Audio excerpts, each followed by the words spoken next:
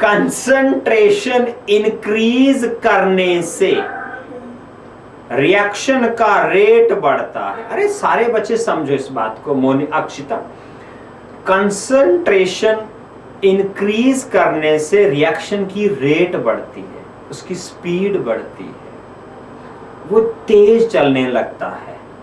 पर इक्विलिब्रियम तभी आएगा जब दोनों की रेट बराबर होगी। अब इक्विलिब्रियम जल्दी आ जाएगा अगर रिएक्शन तेज है, जल्दी आ जाएगा, पर उसकी वैल्यू पे फर्क तो नहीं पड़ेगा ना, वो तो हर एक रिएक्शन के लिए फिक्स होगा। ओके, टेम्परेचर बदलोगे तो बदलेगा, नहीं तो नहीं बदलेगा।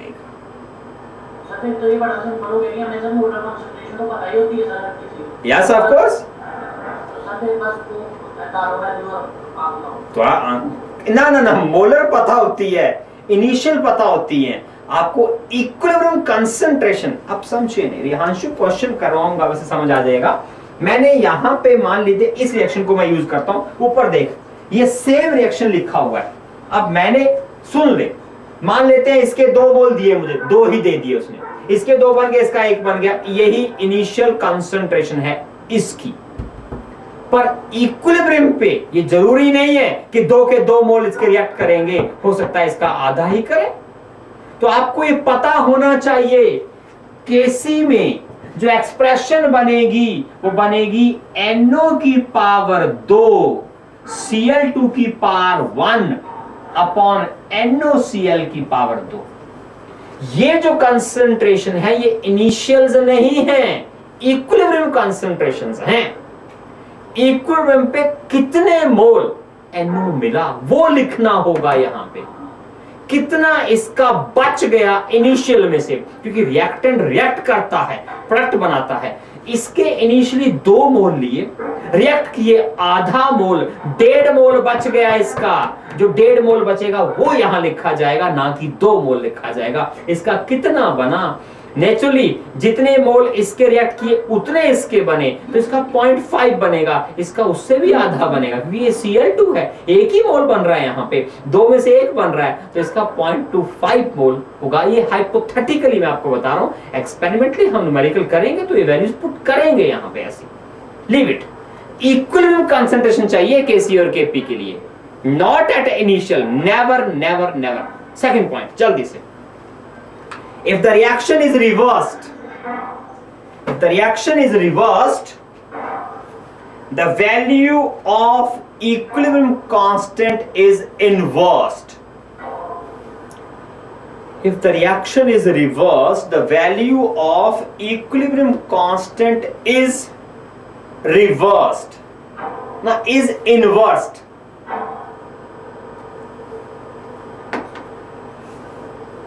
Okay? Let's say take a hypothetical reaction. चलो hypothetical कानून लइए, हम इसी रिएक्शन को उल्टा करके, इधर देखिए, इस रिएक्शन का Kc निकल गया, इसको उल्टा कर लो, 2 NO रिएक्ट करते हैं 1 Cl के साथ, हमें मिला 2 NOCl गैस। इसका Kc निकालते हैं, Kc डैश आ गया, मान लीजिए Kc डैश क्या हुआ, NOCl की पावर 2 अपॉन NO की पावर 2 इंटू Cl। अब ये दोनों में दोस्ती क्या है, inverse. So Kc dash is equal to 1 upon Kc। ऐसे न्यूमेरिकल हम आपसे पूछेंगे, ये फॉर्मूले सारे याद करने हैं आपने, कि एक रिएक्शन को मैं रिवर्स कर दूंगा, बताइए Kc क्या होगा, नए वाला इनवर्स करके आंसर आ जाएगा, सिंपल। थर्ड पॉइंट जल्दी जल्दी लिखो। Third,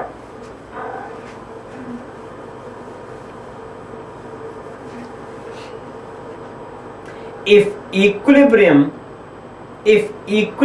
equation is divided by 2, the equilibrium for new equation is the square root of, is equal to the square root of initial equilibrium constant, is equal to the square root of initial equilibrium constant. That is, आपने ये वाला reaction लिखा, दोबारा फिर मान लेते हैं इसका जो Kc है वो आपके पास इक्विलिब्रियम कांस्टेंट Kc वैल्यू आपको पता है इसके बराबर आ जाएगी। अब मैंने इस रिएक्शन को 2 से डिवाइड कर दिया, ये NO गैस बन गया, ये Cl2 गैस का आधा हो गया और यहां NOCl मिल गया। अब जो Kc डैश होगा वो किसके बराबर रहा? NOCl upon NO into Cl2 की पावर 1/2 आ गया। अब देखिए जो पहले वाला Kc है और जो नए वाला Kc है, नए वाले Kc की वैल्यू छोटी होगी ना, कितनी छोटी होगी? It will be Kc dash equal to the root of Kc। Second formula numerical काम आएगा, सिंपल। फोर्थ कैरेक्टरिस्टिक आप खुद ही कर सकते हो वैसे। If the equation is multiplied by 2, if the equation is multiplied by 2, मैं शॉर्टकट कर देता हूं, the relation between two equilibrium constants is, if the equation is multiplied by 2, the relation between two equilibrium constants is Kc dash बराबर हो जाएगा Kc square के। Simple formula नए वाला। Next, last point, if the equation for a given reaction, if an equation for a given reaction is written in many steps,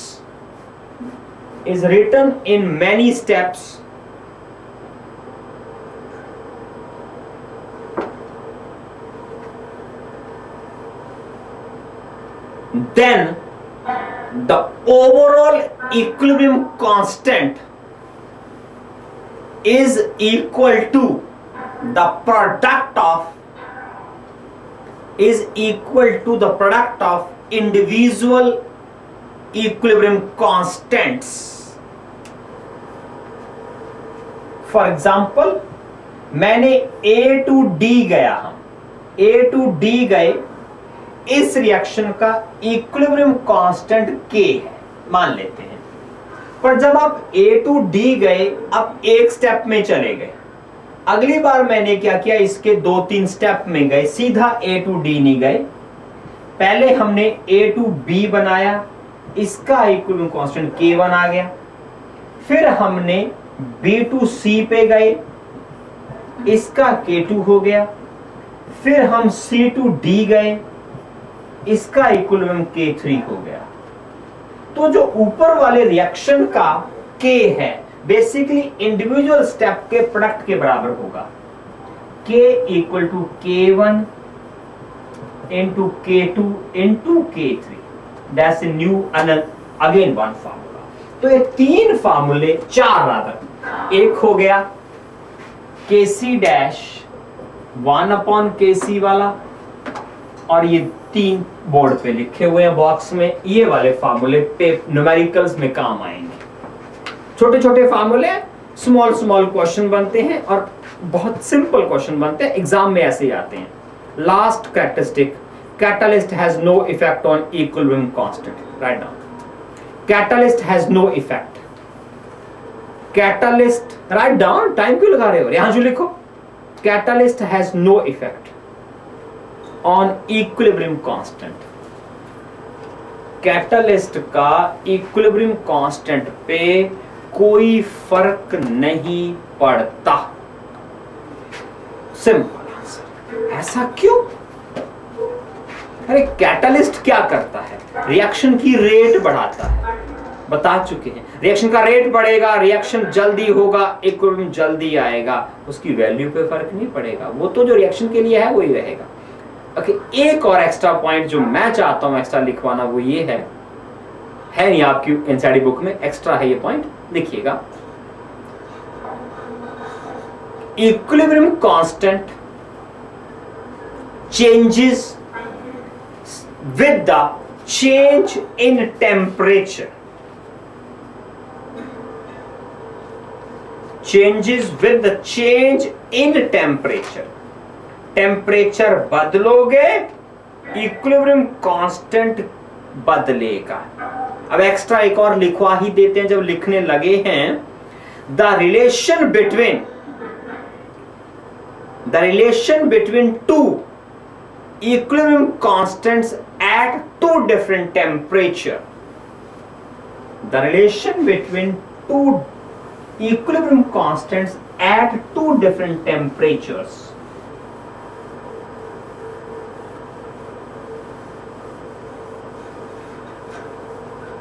Okay? Is relationship ये है, बस note करो।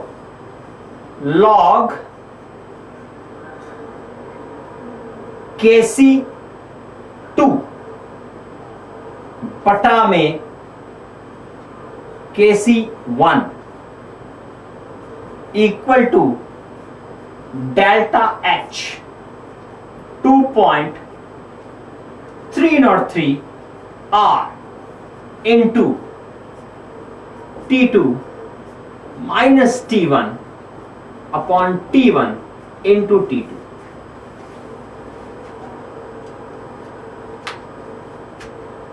अब इस इक्वेशन में नई चीजें आपके लिए क्या है? Kc2 it is a equilibrium constant at temperature T2। Okay, Kc1 equilibrium constant at temperature T1 and remember T2 is always bigger than T1, ये भी याद रखना। Kc2 at T2, Kc1 at T1 and T2 is larger than T1. That's the case. बाकी सब कुछ आपको पता ही है। साफ दिखता है कोई भी रिएक्शन हो बेटा, चाहे एंडोथर्मिक हो चाहे एक्सोथर्मिक हो, रिएक्शन कैसा मर्जी हो, टेम्परेचर बढ़ाओगे इक्विलिब्रियम कांस्टेंट की वैल्यू बढ़ेगी। क्योंकि ऊपर Kc2 देखो, ध्यान से देख लो, फैक्टर दिख रहा है आपको इक्वेशन में, इसकी डेरिवेशन आपके सिलेबस में नहीं है। ओके, बट इस पे न्यूमेरिकल भी आपकी एनसीईआरटी में एक भी नहीं है, ये है ही नहीं आपके सिलेबस में। बट कंपटीशन के असाइनमेंट में इसको मैंने दिया हुआ है, तो इस करके इसके न्यूमेरिकल फिर उसी बेस पे आपको करने होंगे। That's all for our introduction, one part of the equilibrium part one. Almost हमारा एक पार्ट खत्म होता है। दो तीन चीजें और नई अब हम पढ़ेंगे, फिर इसके न्यूमेरिकल करेंगे, खूब सारे न्यूमेरिकल हैं इस टॉपिक पे। Okay, so first of all write down one new thing for you. लिखो types of chemical equilibria. NCERT में बड़ा कंडेंस किया हुआ इस टॉपिक को, हम थोड़ा एलोबरेट कर रहे हैं। Types of chemical equilibria, it is two types, homogeneous and heterogeneous. अब पहले होमोजीनियस इक्विलिब्रिया, होमोजीनियस इक्विलिब्रिया।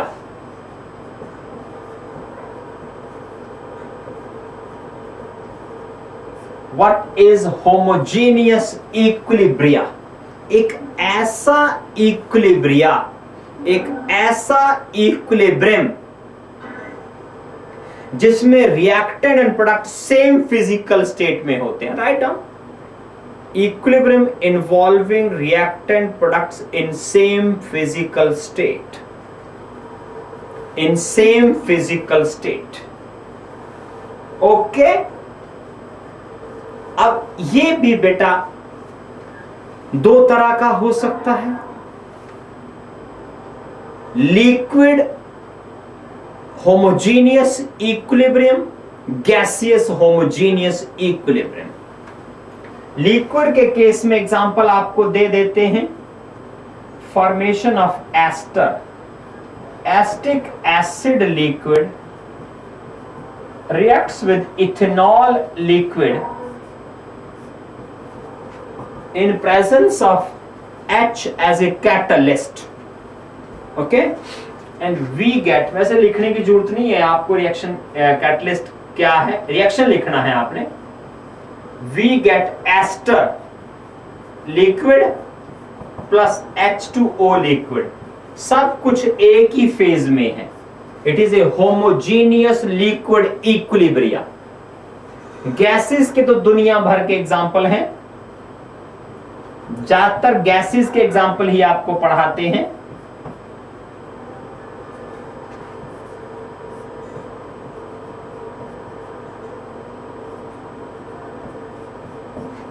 ये गैसेस का, सॉलिड का एक भी एग्जाम्पल नहीं है. सॉलिड स्टेट अगर होगी तो बेटा इक्विलिब्रियम नहीं आ पाएगा, क्योंकि सॉलिड एक बार हाई टेम्परेचर देकर रिएक्ट करवा दिए, वापस रिएक्ट करके पीछे नहीं आते कभी भी. तो याद रखिएगा, ऐसा कोई भी एग्जाम्पल नहीं नजर आएगा जहां सॉलिड स्टेट केमिकल इक्विलिब्रियम होगा. Never. Then heterogeneous.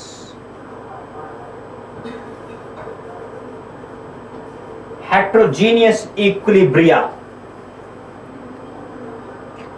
Equilibria involving reactant and products in different physical states.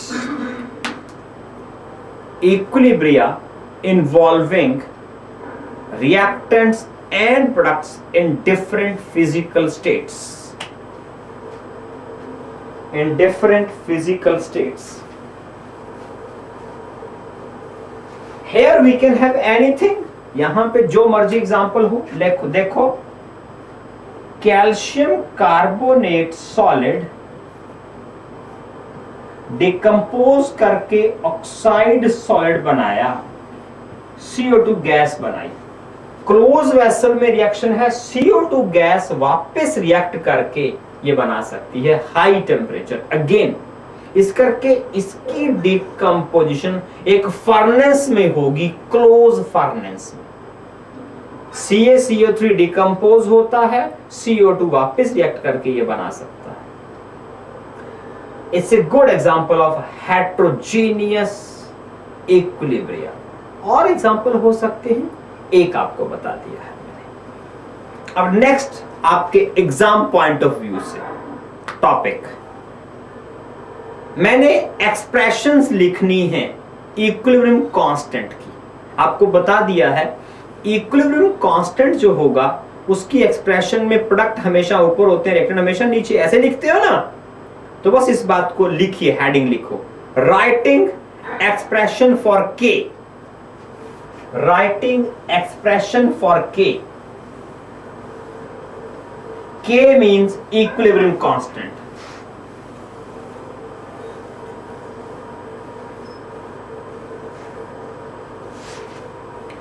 Equilibrium constant की एक्सप्रेशन, वैसे तो एक्सप्रेशन में कोई बहुत बड़ी बात नहीं है. आप जानते हो कि जब भी आपने एक्सप्रेशन लिखनी है के की, के कहो, के को केसी कहो, केपी कहो, वो आपकी मर्जी है. अगर इसको मैं केसी कह देता हूं तो मैंने लिखना है molar concentration of products upon molar concentrations of reactants. It is known to you. अगर मुझे Kp लिखना है तो हम कहेंगे partial pressures of products upon reactants. Upon reactants.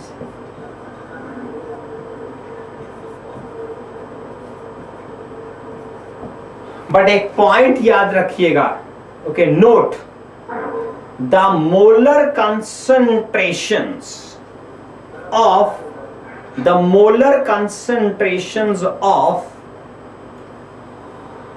Pure solids and liquids is always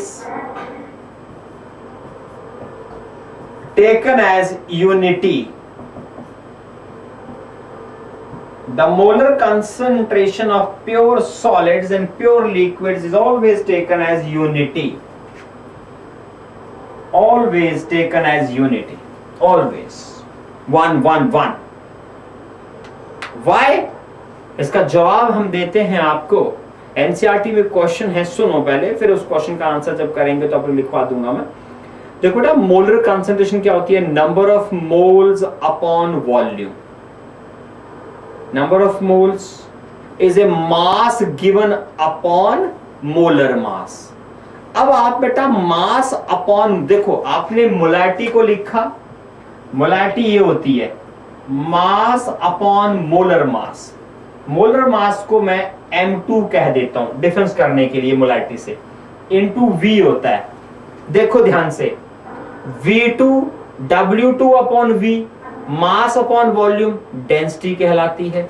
तो मोलैरिटी बराबर हो गई D अपॉन M2 के लिए। अब आपने प्योर सॉलिड ले लिया, उसकी डेंसिटी थोड़ा ही चेंज होगी ना, मोलर मास चेंज होगा।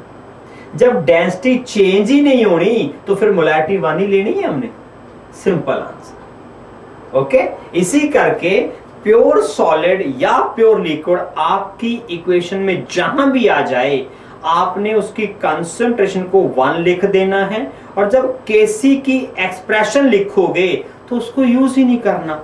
अब मैं इसका एग्जांपल आपके लिए दे रहा हूं, ये वाला calcium carbonate solid gives you calcium oxide solid plus CO2 gas. तो जो इस एक्सप्रेशन का केसी होगा वो किसके बराबर होगा? Simple, molar concentration of CO2, खत्म, बाकी यूज ही नहीं होंगे। अरे बाकी में चेंज ही नहीं है, 1 1 खत्म। और केपी किसके बराबर होगा इसका? Partial pressure of CO2, that's the answer. समझ गए? इसमें बाकी, अब बच्चों को झगड़ा कहां लगेगा? जब आपको लिक्विड नजर आएंगे। मैंने एक रिएक्शन लिखा था पीछे, acetic acid plus ethanol gives you ester plus H2, सारा कुछ ही लिक्विड था। हाँ, तो आपका मतलब है कि उस रिएक्शन में एक्सप्रेशन नहीं बनेगी? बनेगी नहीं, सारा एक एक एक एक ही हो गया, प्योर लिक्विड है। रिमेंबर देयर, लिक्विड के केस में अब ये चीजें बुक में नहीं मिलती हैं। लिक्विड के केस में किसी भी रिएक्शन में बेटा, अगर वाटर मॉलिक्यूल रिएक्टेंट साइड की तरफ हो, वाटर, तो वो एज ए सॉल्वेंट भी होता है, एज ए रिएक्टेंट भी होता है। उसकी कंसंट्रेशन को चेंज नहीं हम करते, उसको नहीं लिखते कभी भी एक्सप्रेशन में। हाँ, प्रोडक्ट में बन रहा है उसको लिख देंगे बनने तो। अब कहोगे लिक्विड को 1 नहीं कहा, लिक्विड को बेटा आपने कभी भी 1 नहीं कहना अगर प्योर होमोजीनियस लिक्विड इक्विलिब्रिया है। बट सम टाइम आपने एक्सप्रेशन में एक्वस वर्ड यूज कर रखा है। एक्वस का मतलब है solution of that substance in water, और वो प्योर थोड़ा होगा, दैट इज एक्वस सॉल्यूशन। तो एक्वस को आपने लिक्विड नहीं मानना है, उसको आपने एक्सप्रेशन में लिखना है। फॉर एग्जाम्पल, आपके लिए मैं एक एक्सप्रेशन देता हूं and the expression is this. अब आपने ध्यान से देखा, मुझे बताना है कि यस इट इज राइट और रॉन्ग। और ये पेपर में एक एक नंबर के छोटे छोटे सवाल आते हैं इनके ऊपर। Ammonia aqueous combine with H2O liquid, अब रिएक्टेंट की तरफ लिक्विड चला गया, we get ammonia aqueous plus OH aqueous. अब इसका केसी क्या रहेगा? इसका केपी तो निकल ही नहीं सकता, अरे यहां तो गैस है ही नहीं कोई, इसका केपी थोड़ा निकलेगा, इसका केसी ही निकलेगा सिर्फ। ओके, अरे इसमें there is no gas in this. So यहां पे केसी क्या है? अरे प्रेशर सिर्फ गैसेस का ही होता है ना। केसी क्या होगा बोलो?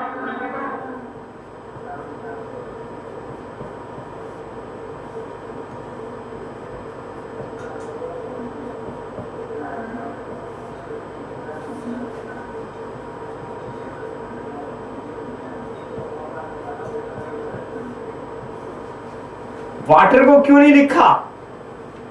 Pure liquid. ठीक है, तो ये है हमारे पास writing the expressions for Kc and Kp. Kp is when there is a gas.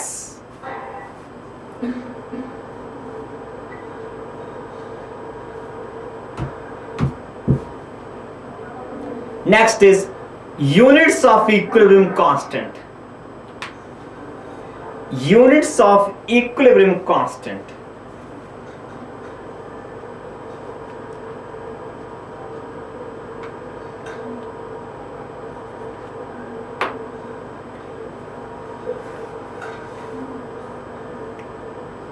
Kc and Kp are dimensionless. Kc and Kp are dimensionless, provided, अरे लिखना है कुछ आगे, provided number of moles of reactant and products are equal. Number of moles of reactant and products are equal. Otherwise, Kc has the units of molarity and Kp has the units of pressure. And Kp has the units of pressure. मैं आपको एक general expression दे देता हूं, लिखिए general expression for unit of Kc. Kc मोल पर litre की power delta n. अब delta n अगर जीरो हो जाए, change in number of mole zero है, तो फिर Kc का कोई डायमेंशन होगा ही नहीं. अगर भैया वैल्यू है तो होगा. That's for you. Similarly Kp atmosphere power delta n, that's the case. Okay, तो Kp और Kc तो वैसे तो डायमेंशनलेस होते हैं, बट अगर आपने Kp और Kc को डिफरेंट फॉर्म में लेना है, डेल्टा n अगर है, अब इस केस में देखिएगा, यहां 2 मोल है, 1 मोल इसका, 1 मोल इसका. इस केस में एक ही मोल है, तो इस केस में जो Kc होगा उसके यूनिट क्या होंगे? प्रोडक्ट के 2 मोल हैं, रिएक्टेंट का 1 मोल है, तो डेल्टा n 1 आ गया, तो आंसर आ गया मोल पर लीटर. और अगर नंबर ऑफ मोल दोनों तरफ बराबर, क्योंकि वाटर को तो काउंट किया ही नहीं आपने, okay, then it will be 0 for you. तो ये था आपके लिए topic about the equilibrium, chemical, physical characteristics, law of chemical equilibrium, relation Kp and Kc, and then we will go for its applications. When we go for the application of a Kc and Kp or the equilibrium constant, we will go for so many numericals. फायदा क्या है Kp और Kc का, ये हम पढ़ेंगे. Reaction की direction पता चलेगी, इक्विलिब्रियम पे कंसंट्रेशन A की कितनी है, B की कितनी है, C की कितनी है, D की निकाल पाएंगे. ओके, और हम ये बता पाएंगे कि अगर Kc की वैल्यू ज्यादा है तो रिएक्शन कहां जाएगा, कम है तो कहां जाएगा. Okay, so that topic we will take on the next lecture. Okay, in the mean time आप एक काम कर सकते हो, एक छोटा सा न्यूमेरिकल लीजिएगा और करिएगा. Please write down. मैं आपको एक और सॉल्व क्वेश्चन दे रहा हूं एनसीईआरटी बुक का, देखते हैं कर पाते हैं कि नहीं. लिखिए, छोड़ दीजिएगा पेज नंबर को आप तो